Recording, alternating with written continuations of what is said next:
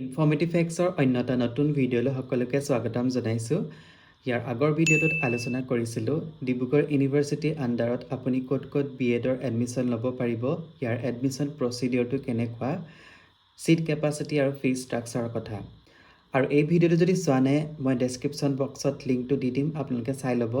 আজিৰ ভিডিঅ'টোত আলোচনা কৰিম ডিব্ৰুগড় ইউনিভাৰ্চিটিৰ আণ্ডাৰত আপুনি এডমিশ্যন লোৱাৰ পিছত কিনো ছাবজেক্ট পঢ়িব লাগিব, মানে ছায়েন্সৰ হওক বা আৰ্টছৰ হওক কি ছাবজেক্ট পঢ়িব লাগিব, ছেমিষ্টাৰ ৱাইজ কি ছাবজেক্ট আছে, কি পেপাৰ আছে, সেইখিনিক লৈ বহুতৰে প্ৰশ্ন আছিলে যে কিনো পেপাৰ পঢ়িব লাগিব, তেওঁলোকে মোক সুধিছিলে। গতিকে আজিৰ ভিডিঅ'টোত সেই প্ৰশ্নখিনিৰ উত্তৰ দিবলৈ চেষ্টা কৰা হ'ব। কিন্তু তাৰ আগতে যদি আপোনালোকে আমাৰ চেনেলটোলৈ নতুনকৈ আহিছে তেন্তে আমাৰ চেনেলটো ছাবস্ক্ৰাইব কৰি ল'ব, ভিডিঅ'সমূহ লাইক কমেণ্ট আৰু শ্বেয়াৰ কৰিব। তেন্তে আজিৰ ভিডিঅ'টো আৰম্ভ কৰোঁ ব'লক। এতিয়া মই চিলেবাছখন অলপ ডিটেইলছতে কৈ দিম, তোমালোকে ভিডিঅ'টো প্ৰথমৰ পৰা শেষলৈকে চাবা। এতিয়া ডিব্ৰুগড় ইউনিভাৰ্চিটি BEdটো 4টা ছেমিষ্টাৰ হয়, ফাৰ্ষ্ট, ছেকেণ্ড, থাৰ্ড, ফ'ৰ্থ। এতিয়া ইয়াত BEdত থিয়ৰী আৰু প্ৰেক্টিকাম এই দুটা বস্তুৱেই থাকে। ছায়েন্সৰ হওক, আৰ্টছৰ হওক, কমাৰ্চৰ হওক, প্ৰত্যেকেই এইকেইটা কৰিব লাগিব। এতিয়া মই প্ৰথম ছেমিষ্টাৰত কি পেপাৰ আছে সেইখিনি কৈ দিছোঁ। প্ৰথম ছেমিষ্টাৰত আছে ফাউণ্ডেশ্যন অফ এডুকেশ্যন। ইয়াত তোমালোকে এডুকেশ্যনটো মানে কেনেকৈ ইভলভ হৈছিলে সেই বিষয়ে পঢ়িব লাগিব। নেক্সট আছে লাৰ্ণাৰ এণ্ড ডেভেলপমেণ্ট। এতিয়া কেনেকৈ ডেভেলপমেণ্ট হয় এজন লাৰ্ণাৰৰ সেইখিনি বস্তু আছে। নেক্সট লাৰ্ণিং এণ্ড টিচিং কেনেকৈ কৰাবা এজন শিশুক সেই সম্পৰ্কে ইয়াত পঢ়িবলৈ পাবা। নেক্সট আছে প্ৰেক্টিকাম দুখন পেপাৰ আছে, ICT স্কিল ডেভেলপমেণ্ট আৰু লেংগুৱেজ প্ৰফিচিয়েঞ্চি। গতিকে ফাৰ্ষ্ট ছেমিষ্টাৰত 3খন থিয়ৰী পেপাৰ আৰু 2খন প্ৰেক্টিকাম।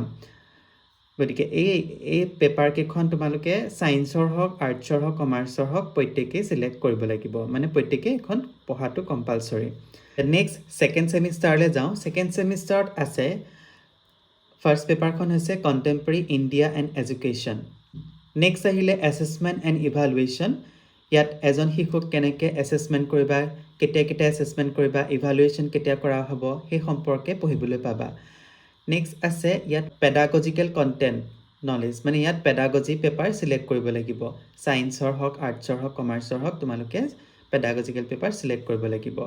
এতিয়া চিলেবাছ অনুসৰি ইয়াত দিছে যে পেডাগজিকেল কণ্টেণ্ট নলেজ 1ত আছে teaching of Assamese, teaching of English, teaching of mathematics, teaching of সংস্কৃত।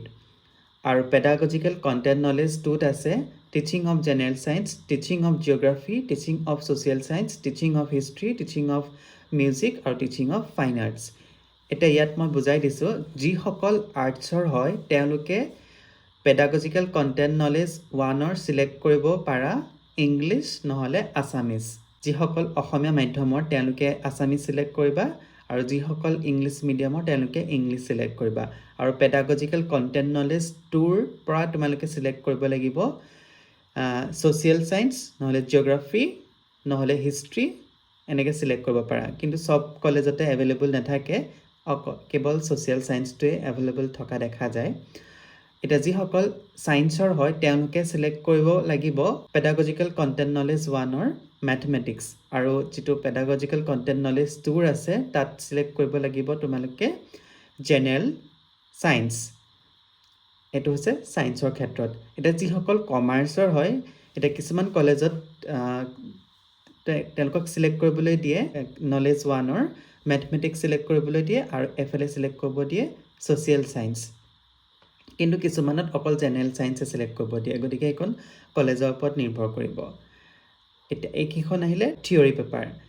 ইয়াত তোমালোকে যিখন পেডাগজিকেল কণ্টেণ্ট নলেজ তাত মানে তোমালোকে আছামিজটো কেনেকৈ পঢ়াবা, ইংলিছটো কেনেকৈ পঢ়াবা, ছ'চিয়েল ছায়েন্সটো কেনেকৈ পঢ়াবা, জেনেৰেল ছায়েন্সটো কেনেকৈ পঢ়াবা সেই সম্পৰ্কে তাত থিয়ৰিজ কিছুমান থাকে, এইখিনি পঢ়িব লাগিব।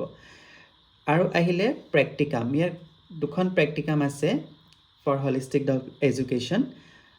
প্ৰথমখন আহিলে ফিজিকেল এণ্ড য়োগা এডুকেশ্যন। ইয়াত য়োগা পাবা তোমালোকে।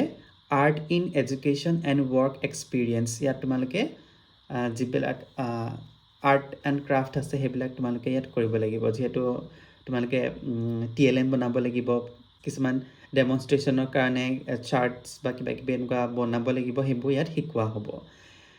এয়া আছিলে ছেকেণ্ড ছেমিষ্টাৰ।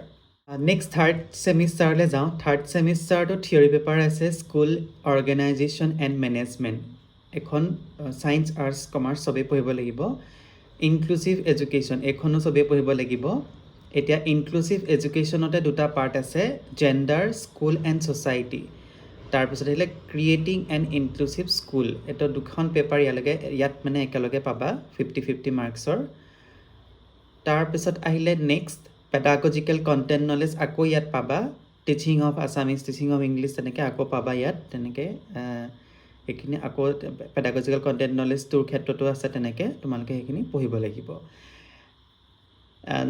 আৰু প্ৰেক্টিকাম আছে ইয়াত স্কুল বেছড এক্সপিৰিয়েঞ্চ ইয়াত তোমালোকে কণ্টেণ্ট বেছড এক্টিভিটিজ কিছুমান কৰিব লাগিব লগতে মাইক্ৰ' টিচিং কৰিব লাগিব আৰু কুৱেশ্যন পেপাৰ কেনেকৈ ছেট কৰা হয় এতিয়া মাইক্ৰ' টিচিংটো তোমালোকে আমাৰ কিছুমান স্কিল আছে স্কিলখিনিৰ ওপৰত তোমালোকে মাইক্ৰ' টিচিং কৰিব লাগিব কেইবাটাও স্কিল আছে সেইখিনি প্ৰত্যেকটো স্কিলতে তোমালোকে প্ৰেক্টিছ কৰিব লাগিব সেইখিনি তোমালোকে শিকাব তেওঁ কলেজত তাৰ কাৰণে তোমালোকে মাইক্ৰ' প্লেনো বনাব লাগিব লগতে কুৱেশ্যন পেপাৰ কেনেকৈ ছেট কৰা হয় সেইখিনিৰ ওপৰত তোমালোকে পাবা এইখিনি এণ্ড নেক্সট ছেমিষ্টাৰ 4ত টোটেলি এইটো প্ৰেক্টিকাম হয় ইয়াত কোনো থিয়ৰী পেপাৰ নাথাকে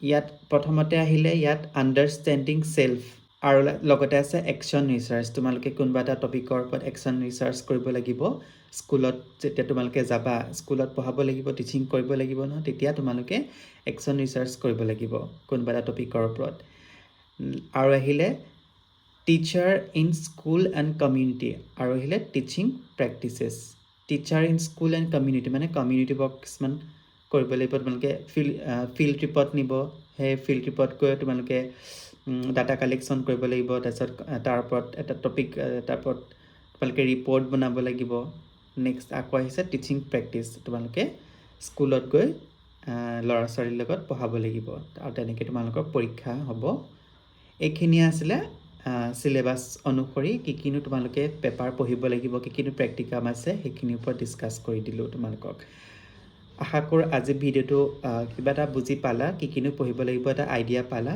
গতিকে ইয়াৰ নেক্সট ভিডিঅ'টোত মই গুৱাহাটী ইউনিভাৰ্চিটিৰ ওপৰতো অকণমান ডিছকাছ কৰি দিম আজিলৈ ভিডিঅ'টো ইমানেই ধন্যবাদ